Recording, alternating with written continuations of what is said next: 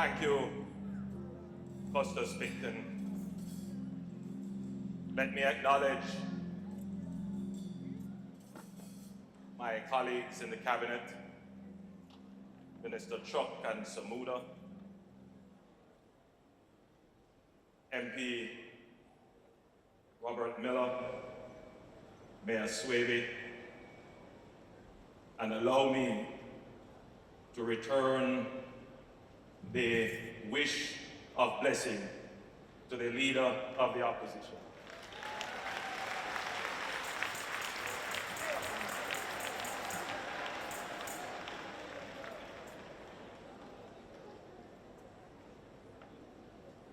To my good friends, Bishop Delford Davis and his wife for putting on and organizing this event, I wish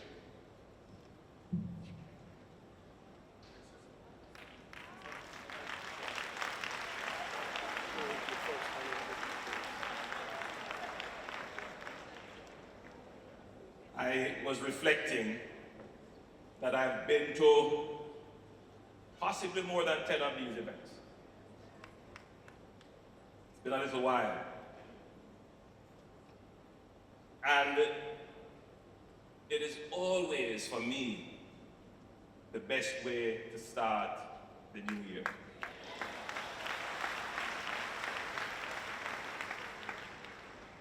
Allow me to acknowledge Reverend Courtney Gordon, chairman of the Jamaica Umbrella Group of Churches, and other leaders of the faith community, locally and internationally, who are attending this event.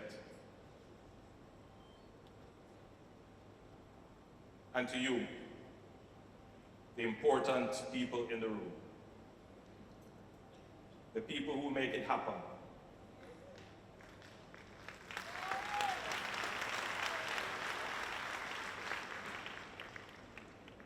As we assemble for the 5th gathering of the National Day of Prayer, and we also mark the 19th year of the Heal the Family, Heal the Nation service. This is now a fixture on the annual calendar.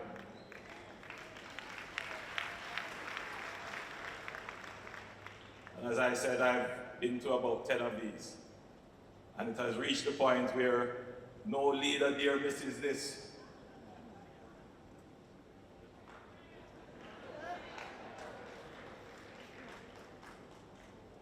And I say it in that way because my friend Mark has somewhere else to be.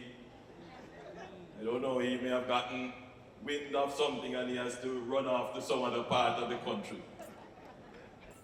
Right, Mark?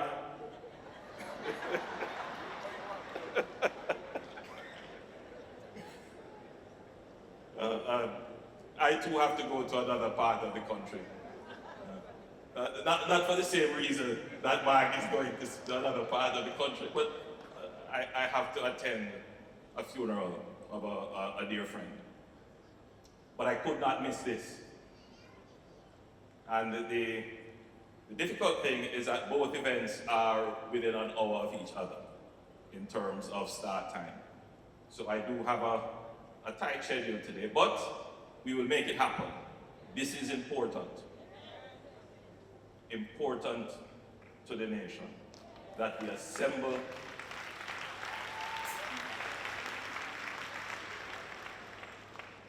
and ask God for his blessings for the new year.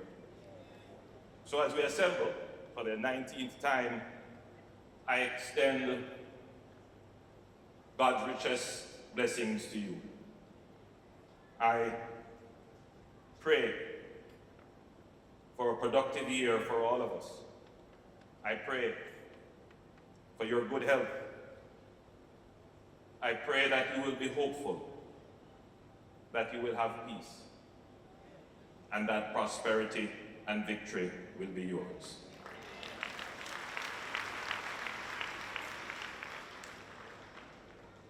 This occasion is always a perfect way to begin the year, bringing us together as a nation under God's grace and guidance. I hold this event close to my heart and I look forward to it each year. It serves as a powerful reminder of the strength and unity we derive from our faith and the importance of seeking divine guidance and direction for the challenges and opportunities of the year ahead. I deeply value the prayers and reflections shared here, which inspire not only personal renewal, but also a collective commitment to healing and uplifting our families and communities throughout the nation. Your theme this year, the hour of decision, with the scripture reference from Joshua 24, 1-17, reminds us of God's unwavering faithfulness in guiding, protecting, and providing for his people. It calls us to make a deliberate choice to serve him wholeheartedly, rejecting distractions and idols that compete for our devotion. Joshua's leadership and bold declaration, as for me and my household, we will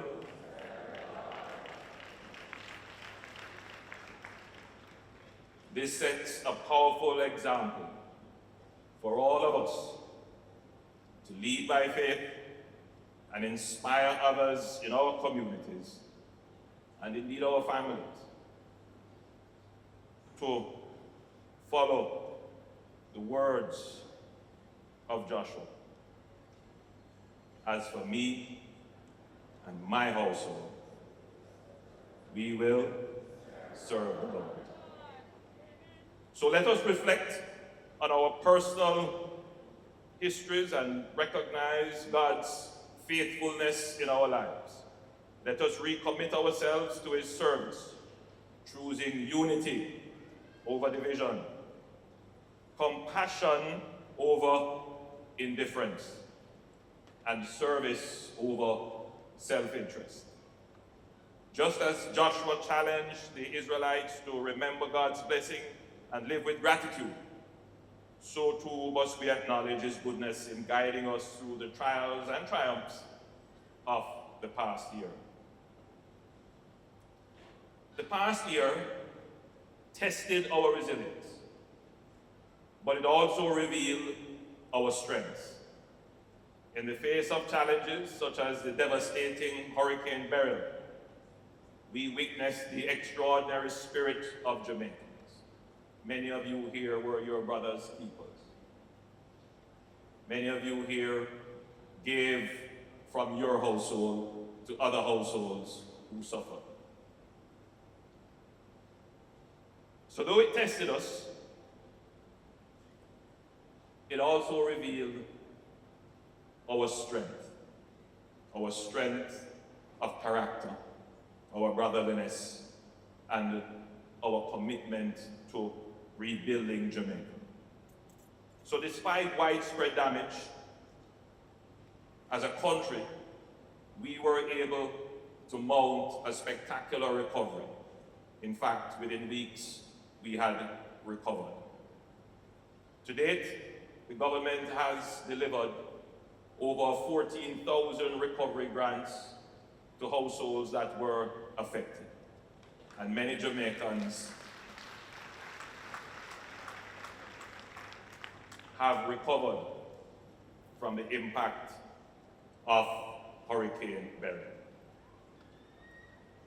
This resilience echoes Joshua's lesson: when we place God at the center of our plans, we can overcome even the greatest obstacle. I recall meeting with representatives of the church just before the hurricane struck, and they prayed for us.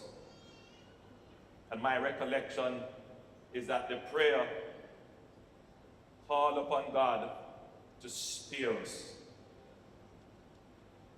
And even though Beryl was the earliest forming Category 5 hurricane, and even though it hit us at about a Category 4,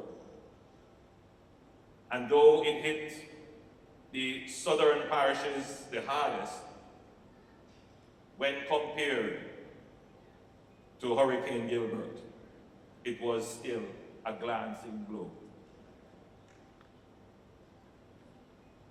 Some may think, well, it's just the nature of the path that the hurricane chose. But I know this body knows and believes that God continues to protect and guide and spear Jamaica with his mighty hand. 2024 also brought some achievements that should inspire us.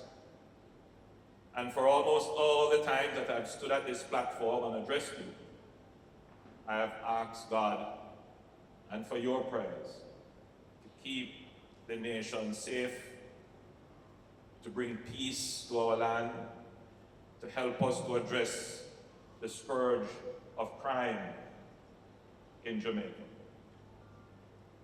This year, we are pleased to report a 19%, 18.9% reduction in murders.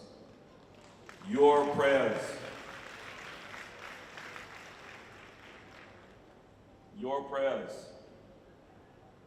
had a lot to do with that.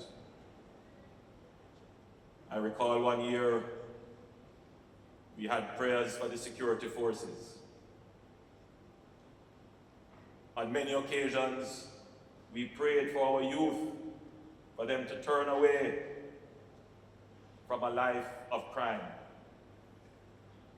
Prayers are not just wishes.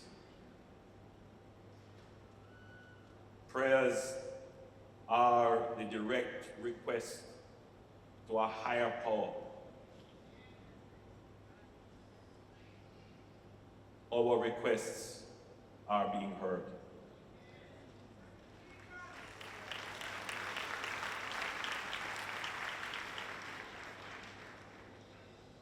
So I call upon you this morning to continue in prayer. To continue in prayer. On your knees every morning, in your churches throughout the land. Continue to pray for our security forces, our policemen and women, the members of the JDF and MOCA, and all the other security entities in the country.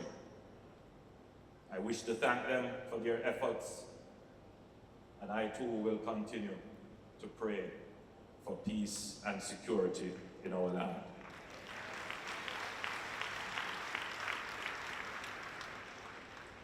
It is not just the statistics of 19% reduction in murders. I think you might identify with it if I were to say that that translates to about 250 lives being saved.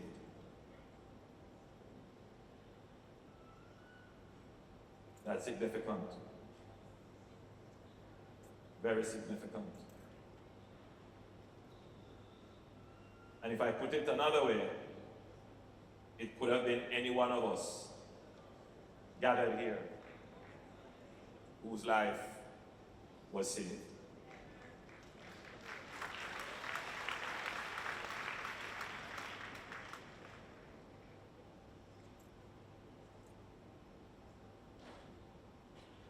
So for you and your household, I know you will continue to serve the Lord. And when we talk about household, I know that many of you have had a difficult time economically.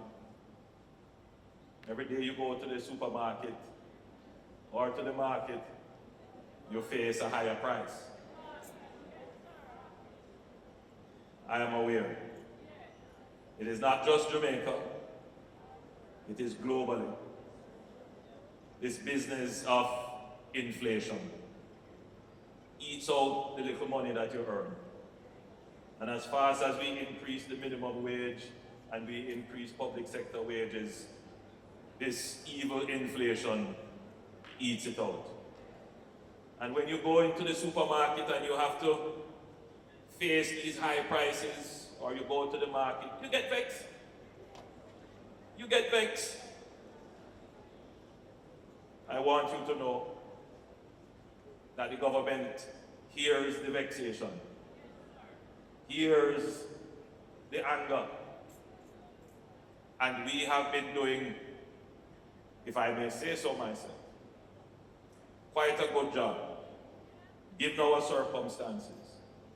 And we have been doing quite a good job compared to other countries who have more resources than us to bring stability back into our economy.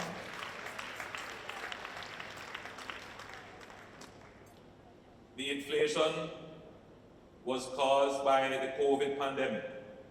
It affected the global supply systems, and that has not yet been corrected to pre-2019 circumstances. But simple things too affect the prices that you face. When we are hit by a hurricane that damages the agricultural sector, the production in the agricultural sector is reduced, and the yam, the banana, the tomato, the Irish get scarce, and all of those prices go up. So though the government is not the cause of the prices going up, the government is still responsible for the management of the economy. And one of the things we are committed to doing is to make life easier for the households. So if it is the electricity that is going to make your life more difficult, the cost of it, we're going to do something about it. If it is the water bill that you face, we have been doing something about it. And for those of you who have yet taken advantage of the amnesty, please do so. That will reduce your cost of living. We are going to be spending significant resources, over $1 billion from now to the next budget, to increase our agricultural output so that you have more agricultural produce in the market, so that the price of it goes down. Already, inflation has gone down to about 3.9%, coming from a high of 12%. Transportation, another big cost in your food basket, in your consumption basket. And we have made sure to expand the JUTC into other areas so that the price that you face is a subsidized and a reduced price. So we are doing everything we can to bring down inflation, and in particular, food inflation. We want your household to be able to afford a decent life and the basics in Jamaica. But it is not just in managing inflation that we have done well. You know, our unemployment rate is at, what is it now, the lowest ever, about 3.6%. We have never had that level of employment in the country before. But still, I know for many of you, there are still many youngsters out there who are not working. And we are going to put in place, in fact, we have put in place programs to get those youngsters into the labor force. You know what they always say? The devil find work for idle hands. The less idle hands that we have is the less hands there for the devil's work. So we are putting them in jobs. So we are also focusing on those persons who can't work, who don't have any pension, who don't have any income. And I'm saying it here because there might be persons here who are qualified for these programs but don't know about them. we have something called the social pension. That if you are 75 years and you are not part of the NIS, you can go to the Ministry of Labour and Social Security and get registered for that social pension. So we are making provisions for persons in households who have no support from the state, have no income, and are not able to have the basic consumption for the basic quality of life. So even though times are hard, we agree, things are tough, but I want you to take a positive view, a hopeful view, not just reflect on yourselves, but I also want you to reflect on the regional and global situation. If you think things hard in Jamaica, check Canada and hear what they are saying. If you think crime bad in Jamaica, check Trinidad and hear what they're saying. I want you to appreciate, yes, it's rough here, not going to deny that, but count your blessings. God has been good to us. Give God thanks. Thanks for the little that we have. Maintain a positive attitude. Meet life with an open arm. Positive outlook.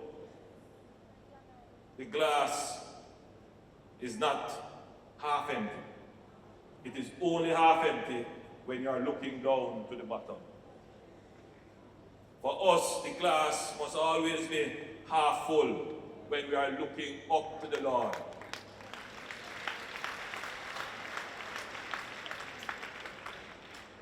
Because the promise of the Lord, the promise of our God, is that He has a plan for us.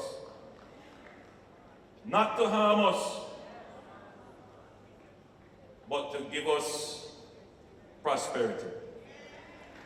And I believe in the promise of our God. He told us, that He has a mansion with many rooms for us. And we must believe Him. So my friends,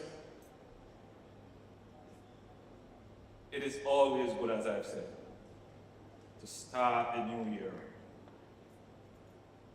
praying, worshiping, and giving thanks.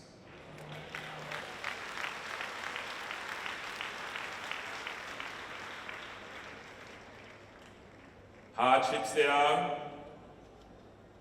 but the land is green and the sun shining. I pray that the Lord continues to guard us with His mighty hand. God bless you and thank you.